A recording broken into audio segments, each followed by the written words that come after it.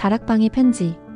비가 내리는 밤, 오래된 출판사 건물 꼭대기 다락방에서 격정적인 신음소리가 새어나왔습니다. 창문에 맺힌 빗방울들이 흘러내리는 가운데 나는 강도윤 선생님의 품에 안겨 있었습니다. 그의 거친 손이 내 등을 타고 내려오며 내 하얀 블라우스 단추들이 하나씩 풀어지고 있었습니다. 헤이나. 그가 내 목덜미에 뜨거운 숨을 불어넣으며 속삭였습니다. 나는 그의 목소리에 온몸이 전율하며 스스로도 놀랄 만큼 격렬하게 반응했습니다. 40대 중년 남성의 단단한 가슴팍에 내 젊은 몸이 밀착되어 있었고 그의 능숙한 애무에 나는 완전히 녹아내리고 있었습니다.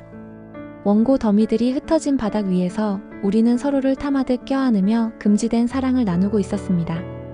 하지만 그 순간 나는 몰랐습니다.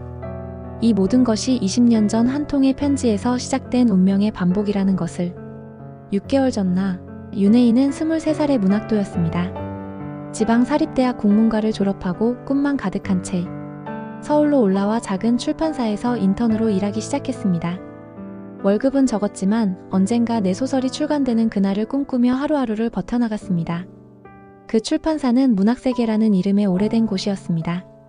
1980년대부터 운영되어 온 이곳은 한때 유명 작가들의 작품을 다수 출간했지만 지금은 예전만 못한 상태였습니다. 건물도 낡았고 직원들도 몇 명 되지 않았습니다. 내가 맡은 일은 주로 원고 정리와 편집 보조였습니다. 특히 건물 꼭대기 다락방에는 수십 년간 쌓인 원고들이 산더미처럼 쌓여 있었는데 이것들을 정리하는 것이 내 주된 업무였습니다. 먼지투성이 원고들 사이에서 보물을 찾는 기분으로 일했습니다. 그러던 어느 날 다락방 구석진 곳에서 낡은 편지 봉투를 발견했습니다. 봉투에는 민정에게라는 이름이 적혀 있었고 편지지에는 누군가의 절절한 사랑 고백이 담겨 있었습니다. 문체가 매우 아름다웠고 글씨도 남성적이면서도 섬세했습니다. 편지를 읽으며 나는 묘한 전율을 느꼈습니다. 마치 내가 그 사랑의 당사자가 된 듯한 착각이 들 정도로 감정이 생생했습니다. 그런데 이상한 것은 이 편지의 문체와 필체가 어디선가 본 듯 익숙하다는 점이었습니다. 며칠 후 그 궁금증이 풀렸습니다. 출판사의 강도윤 선생님이 원고를 가지고 오신 것입니다. 강도윤, 현재 한국 문학계의 거장으로 불리는 40대 중반의 작가였습니다. 그의 소설들은 베스트셀러가 되었고 영화와 드라마로도 제작되어 큰 성공을 거두었습니다. 강도윤 선생님이 원고를 건네주시는 순간 나는 깨달았습니다. 그 필체가 다락방에서 발견한 편지의 필체와 똑같다는 것을. 심장이 쿵쿵 뛰기 시작했습니다. 혹시 그 편지가 강도윤 선생님이 젊은 시절에 쓴 것일까? 강도윤 선생님은 키가 크고 어깨가 넓은 전형적인 남성미를 지닌 분이었습니다. 검은색 터틀넥을 입고 계셨는데 그 옷이 그의 단단한 몸매를 더욱 돋보이게 했습니다. 약간 긴 머리와 수염이 있는 얼굴은 카리스마 넘쳤고 무엇보다 그의 깊은 눈동자에서 느껴지는 예술가적 기질이 나를 압도했습니다. 안녕하세요, 인턴 윤혜인입니다. 내가 인사를 드리자 그는 잠시 나를 바라보더니 미소를 지었습니다. 그 미소에 내 마음은 또 한 번 요동쳤습니다. 아, 새로 오신 분이군요. 열심히 하세요. 그의 목소리는 저음이면서도 부드러웠습니다. 마치 벨벳 같은 질감의 목소리였습니다. 그날 이후 나는 강도윤 선생님을 자주 보게 되었습니다. 그는 일주일에 두세 번 출판사에 오셨고 올 때마다 나와 간단한 인사를 나누셨습니다. 나는 그럴 때마다 가슴이 두근거렸고 혼자 있을 때면 그의 모습을 떠올리며 설레었습니다. 어느 날 나는 용기를 내어 그에게 다가갔습니다. 그때 그는 편집실에서 원고를 검토하고 계셨습니다. 선생님, 죄송한데요. 제가 소설을 쓰고 있거든요. 혹시 시간이 되시면 한번 봐주실 수 있을까요? 그는 고개를 들어 나를 바라보았습니다. 그의 시선이 내 얼굴에서 목덜미로 그리고 가슴 라인을 따라 천천히 내려오는 것을 느꼈습니다. 나는 얼굴이 빨갛게 달아올랐습니다. 물론이죠. 언제든 가져오세요. 그의 대답에 나는 기뻤습니다. 며칠 후 나는 내가 쓴 단편소설을 그에게 건넸습니다.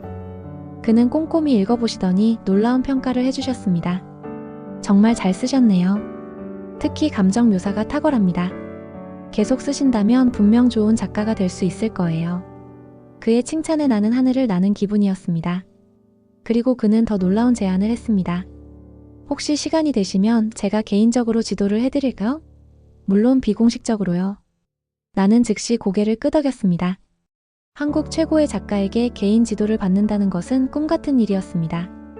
그날부터 우리의 비밀스러운 만남이 시작되었습니다.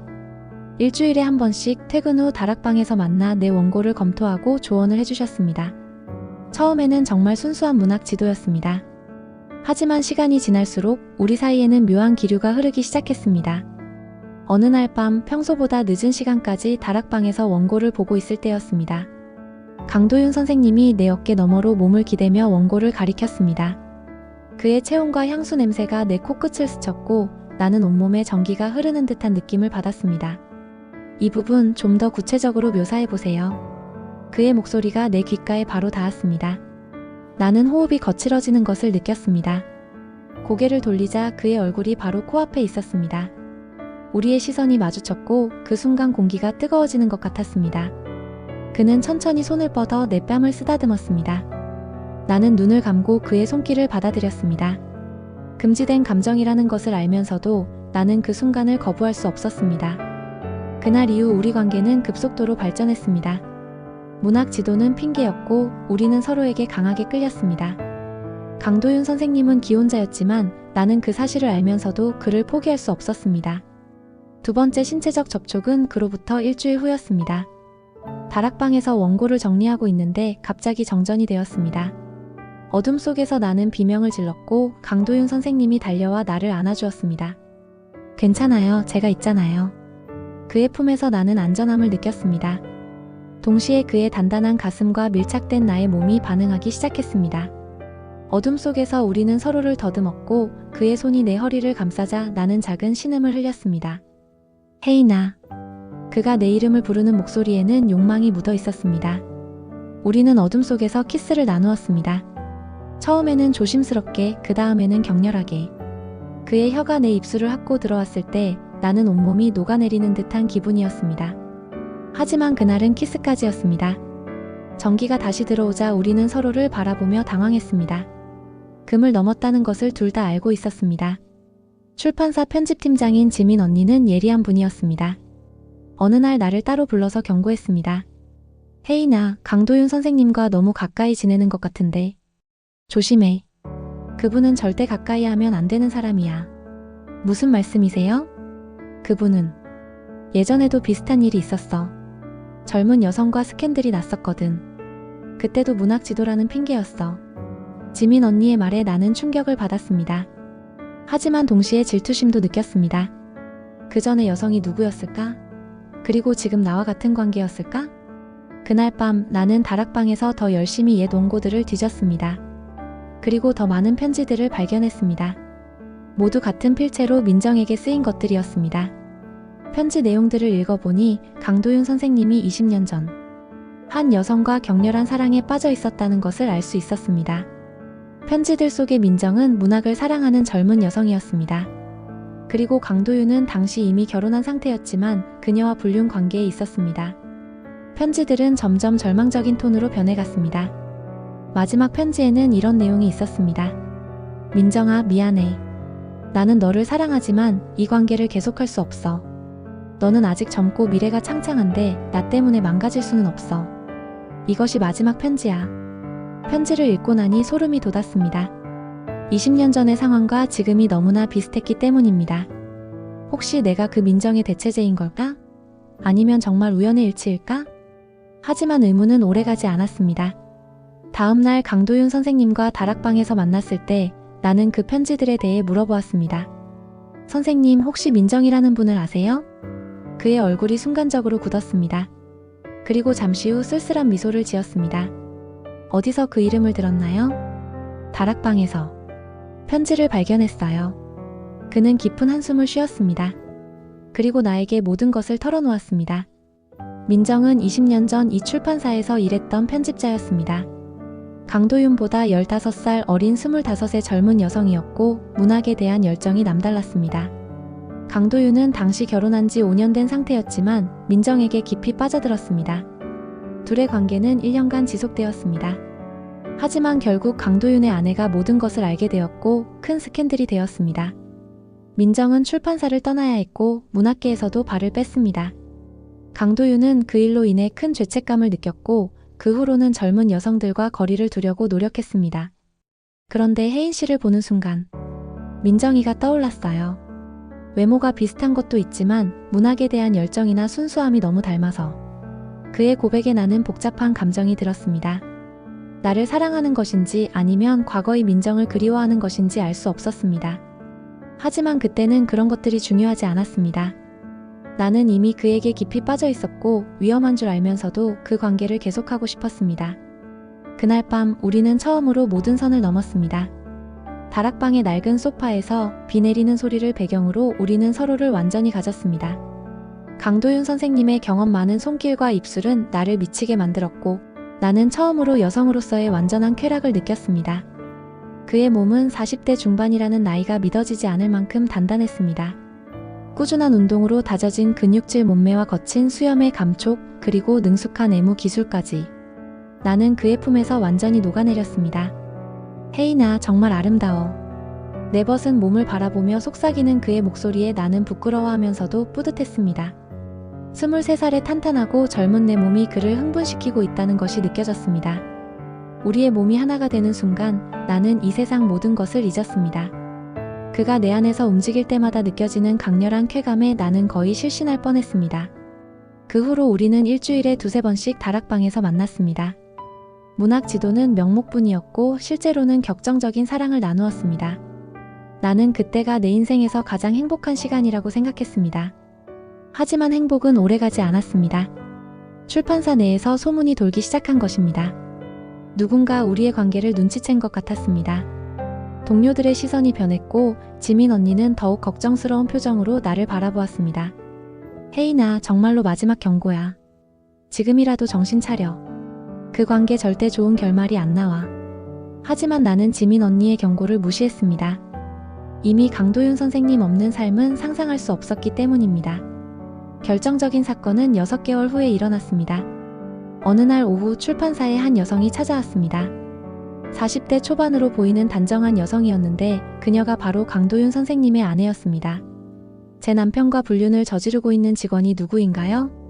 그녀의 날카로운 목소리에 사무실 전체가 얼어붙었습니다. 나는 온몸이 떨렸지만 애써 태연한 척했습니다. 하지만 그녀는 이미 모든 것을 알고 있었습니다. 강도윤 선생님의 휴대폰에서 나와 주고받은 메시지들을 발견한 것입니다. 윤혜인 씨죠?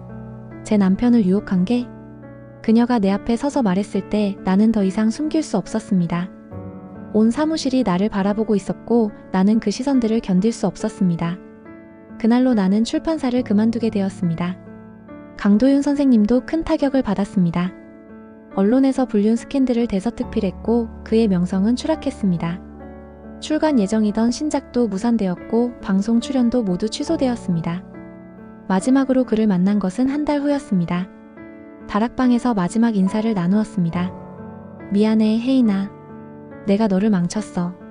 그의 목소리에는 깊은 후회가 묻어 있었습니다. 나는 그의 얼굴을 보며 눈물을 흘렸습니다. 아니에요, 선생님.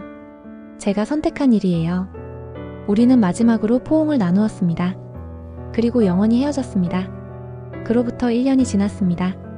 나는 작은 원룸에서 혼자 살며 아르바이트를 하면서 소설을 쓰고 있습니다. 출판사에서의 경험은 트라우마가 되었지만 동시에 내 글의 깊이를 더해주었습니다. 어느 날 우연히 민정이라는 분을 만났습니다.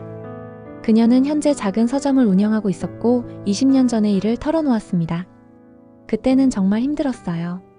하지만 지금 생각해보면 그 경험이 저를 성장시켰어요. 진짜 사랑이 무엇인지, 그리고 내가 진짜 원하는 게 무엇인지 알게 되었거든요. 민정의 말에 나는 위로를 받았습니다. 아픔도 있었지만 그 경험을 통해 나도 성장할 수 있을 것 같았습니다. 지금 나는 새로운 소설을 쓰고 있습니다. 제목은 다락방의 편지입니다. 20년 전과 지금 2번의 비극적 사랑 이야기를 담은 소설입니다. 고통스러운 경험이었지만 그것이 내 글의 원동력이 되었습니다. 강도윤 선생님은 지금 어떻게 지내고 계실까요? 가끔 그가 궁금하지만 더 이상 찾지는 않습니다.